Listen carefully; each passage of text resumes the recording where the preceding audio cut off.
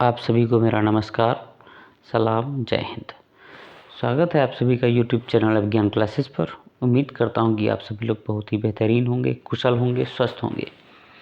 साथियों, 13 नवंबर बीत चुकी है और जो इलाहाबाद हाई कोर्ट का जो विज्ञापन जारी किया गया था 30 अक्टूबर को, उसकी अंतिम तिथि भी इसी के साथ पूरी हो चुकी है। आवेदन लिए जा चुके हैं। तो हम सभी के मन में इसके साथ ही बहुत सारे प्रश्न उठते हैं कि आवेदन कितने हुए होंगे, कितनी पोस्ट थी और पोस्ट के लिए कितने आवेदन गए होंगे, हम सभी की तैयारी कैसे होगी, एग्ज़ाम डेट क्या होने वाली, किस दिन ये जो परीक्षा है वो हो सकती है। तो ये बहुत सारे प्रश्न हमारे मन में घर कर चुके होते हैं और हम परीक्षा के बारे में ज़्यादा चिंतित हो जाते हैं, सोचते हैं और जो हमारी पढ़ाई है उसमें भी इससे व्यवधान ही पड़ता है, थोड़ा सा मतलब डिस्टर्बेंस होता है, पैदा होता है। दोस्तों, आज मैं अपने इस वीडियो में बात करने वाला हूँ कि परीक्षा में जो ये परीक्षा होने वाली है उसके लिए कितने आवेदन, किस पोस्ट के लिए कितने आवेदन किए गए हैं, डाटा के साथ आपके साथ शेयर करने वाला हूँ।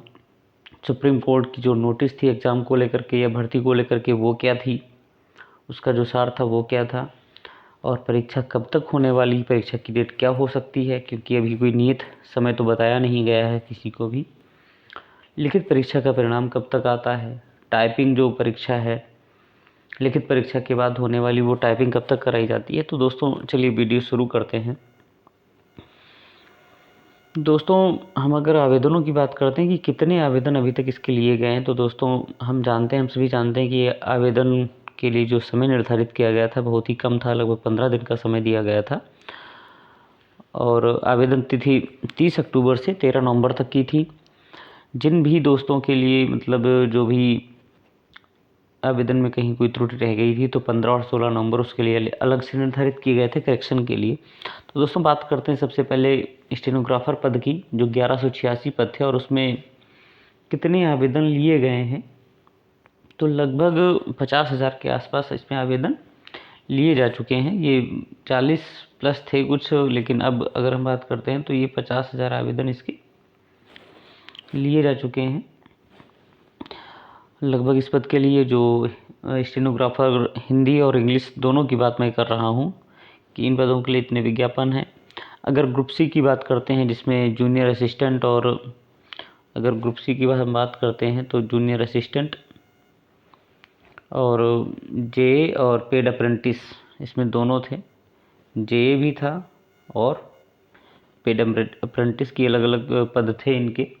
तो इनके लिए जो विज्ञापन में जो आवेदन हुए हैं लगभग 2.5 लाख प्लस, 2.5 लाख से ज़्यादा, मतलब लगभग 2.25 लाख भी हो सकते हैं, 2.5 लाख से ज़्यादा आवेदन लिए जा चुके हैं। इतने फॉर्म भरे गए हैं ग्रुप सी के लिए, तो इसका भी काफ़ी कंपटीशन टफ होने वाला है, टिपिकल होने वाला है आप सभी के लिए। और दोस्तों फिर हम बात करते हैं ग्रुप डी की। ग्रुप डी में जो पद थे 1699, सबसे ज़्यादा पद ग्रुप डी में ही थे। इसमें अलग अलग भर्तियां हैं, अलग अलग पद हैं इसमें भी। तो इसमें लगभग 3 लाख के ऑलमोस्ट इसमें आवेदन लिए गए हैं। 3 लाख के आसपास इसमें आवेदन लिए गए हैं। 3 लाख लोगों ने इसमें आवेदन किया है। परीक्षा कितने देते हैं ये बात की बात होती है, लेकिन लगभग 3 लाख तो देंगे ही देंगे। थोड़ी बहुत संख्या इसमें इधर उधर हो सकती है, कम हो सकती है। दोस्तों फिर ड्राइवर में बात करते हैं। ड्राइवर के जो पद थे वो 26 पद थे। कितने थे?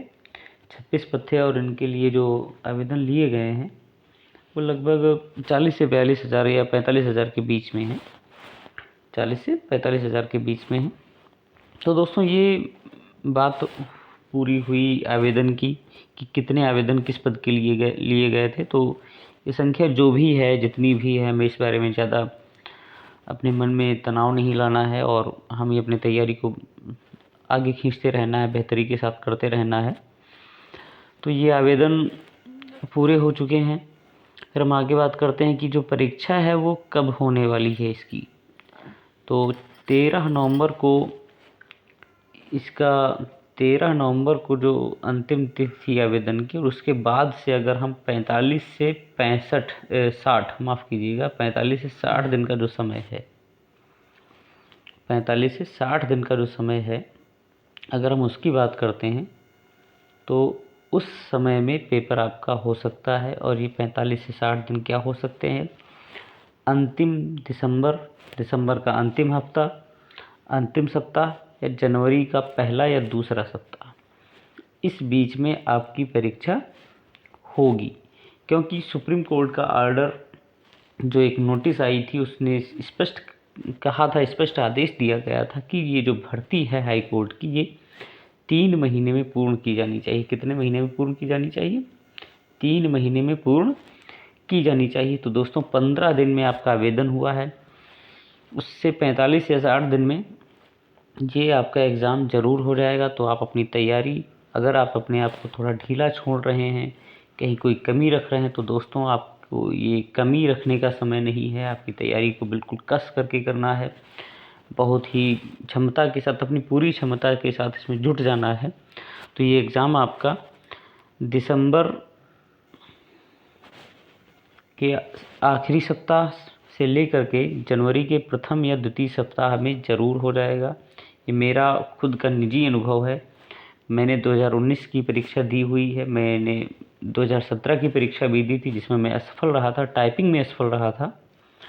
और ये हाई कोर्ट जो है, ये बहुत ही रेयर केसेस होते हैं जो ज़्यादा टाइम लेता है अपनी भर्तियों के लिए, अपने एग्ज़ाम्स के लिए। और इस बार तो एनटीए के द्वारा परीक्षा होनी है। तो ये परीक्षा आपकी, मैं फिर से कह रहा हूँ, दिसंबर, मैं बात क्या कर रहा हूँ, दिसंबर का जो लास्ट वीक है, या लास्ट वीक है दिसंबर का, और या फिर जनवरी के पहले या दूसरे सप्ताह में ये आपका रिटन एग्ज़ाम हो जाना निश्चित है। तो आप लोग अपनी तैयारी को अच्छी तरीके से उसको सुनिश्चित कीजिएगा, और इसमें अपना अंतिम चयन पाने के लिए अपनी पुरज़ोर मेहनत के साथ जुट जाइएगा। कहीं भी ढीला ढाली नहीं चलने वाली है। दोस्तों फिर हम बात करते हैं कि जब परीक्षा रिटर्न हो जाती है तो इसका जो रिज़ल्ट है वो कब तक आ जाएगा। तो जिस प्रकार से इन्होंने हाई कोर्ट की जो एडमिन है या एडमिन कमेटी है, जो रजिस्ट्रार हैं, इन्होंने जो भी डिसाइड किया हुआ है, निश्चित किया हुआ है, तो उसके हिसाब से अगर मैं बात करता हूँ तो इनका रिज़ल्ट ज़्यादा दिन नहीं रुकने वाला है। क्योंकि जो 2019 का रिज़ल्ट था, ये 20 जनवरी को पेपर हुआ था, और ये लगभग 28 जनवरी के आसपास, 25 से 28 फरवरी के आसपास, माफ़ कीजिएगा दोस्तों, इसका रिज़ल्ट आ गया था। और तब तो कोई सुप्रीम कोर्ट का आदेश भी नहीं था। तो दोस्तों इस लिहाज से अगर हम देखते हैं तो लिखित परीक्षा का परिणाम अगर जनवरी में पेपर हो जाता है, प्रथम या द्वितीय सप्ताह को लेकर चलते हैं, तो ये 15 फरवरी तक, या 1 महीने के अंदर अंदर, या 1 महीने के लगभग एक आधा हफ्ता इधर उधर हो सकता है, इसमें आपका लिखित परीक्षा का परिणाम जारी किया जाएगा। और लिखित परीक्षा के परिणाम के बाद हाई कोर्ट आपको टाइपिंग के लिए कोई भी समय नहीं देने वाला है। 15 दिन का समय टाइपिंग के लिए होगा। 15 दिन में आपको अपनी टाइपिंग, मतलब इनकी नोटिस जारी हो जाएगी 15 दिन में लगभग, उसके हिसाब से इनकी टाइपिंग हो जाएगी।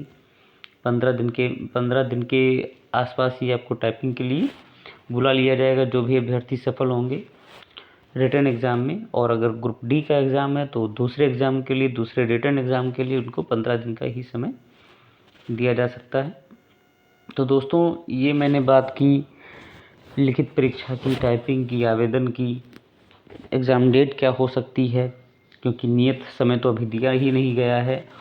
और इतना ज़्यादा बताना या इतना ज़्यादा आपके अंदर भय पैदा करना, ये मुझसे नहीं हो पाने वाला है। तो ये जो भी मैंने बातें की हैं, मैंने अपने अनुभव के आधार पर साझा की हैं आपसे। मेरा चयन 2017 में टाइपिंग की वजह से रुका था। उसके बाद मैंने 2019 में फिर से ये परीक्षा पास की, और उसमें मेरा अंतिम चयन भी हुआ। मुझे बहराइच ज़िला पहले मिला, फिर वहाँ पर कुछ ज्वाइनिंग की समस्या रही, फिर मुझे वहाँ से ज्वाइनिंग के पहले ही मेरा ट्रांसफ़र हुआ, मुझे सीतापुर में पोस्टिंग दी गई। तो दोस्तों ये तो बाद की बातें हैं। ये जब हमारा टाइपिंग का रिज़ल्ट आ जाता है, जो फाइनल मेरिट बनती है, उसके आधार पर ये होता है। तो मैं ये जो बातें मैंने आपको बताई हैं, मैंने अपने अनुभव के आधार पर बताई हैं कि किस तरह से जो हाई कोर्ट है वो अपने एग्ज़ाम्स कंडक्ट करवाता है, कितना टाइम लेता है, क्या है। तो दोस्तों इसका सार यही है कि ना तो आपके पास ज़्यादा समय है रिटन एग्ज़ाम के लिए, रिटन एग्ज़ाम के लिए भी आपके पास ज़्यादा समय नहीं है, और अगर रिटन एग्ज़ाम के बाद आप सोच रहे हैं कि जब हमारा रिटन एग्ज़ाम हो जाएगा उसके बाद हम टाइपिंग शुरू करेंगे, तो दोस्तों आपके पास फिर टाइपिंग का भी समय नहीं बचता, क्योंकि टाइपिंग सीखना अलग चीज़ हो जाता है और टाइपिंग की स्पीड को बनाए रखना, टाइपिंग की स्पीड को ज़्यादा आगे बढ़ाना, उसमें समय लगता ही है। तो दोस्तों आप रिटन एग्ज़ाम की तैयारी और टाइपिंग साथ साथ शुरू करते रहिएगा। उम्मीद करता हूँ कि आप सभी लोग, जो भी लोग तैयारी कर रहे हैं, अच्छा कीजिएगा और अपना जो चयन है वो चयन अपना सुनिश्चित कीजिएगा इस भर्ती में। तो दोस्तों अगर टाइपिंग संबंधित कोई भी समस्या है तो मैं अगला वीडियो टाइपिंग पर बनाने वाला हूँ कि टाइपिंग किस तरह से की जानी चाहिए, इंग्लिश टाइपिंग कैसे की जानी चाहिए, हिंदी टाइपिंग कैसे की जानी चाहिए। तो ऐसी नोटिफिकेशंस पाने के लिए या एग्ज़ाम से जुड़े कोई भी अपडेट पाने के लिए, स्टडी मटेरियल फ्री पाने के लिए हमारे इस चैनल को सब्सक्राइब कीजिएगा, हमें अपना सपोर्ट दीजिएगा। नमस्कार साथियों, जय हिंद।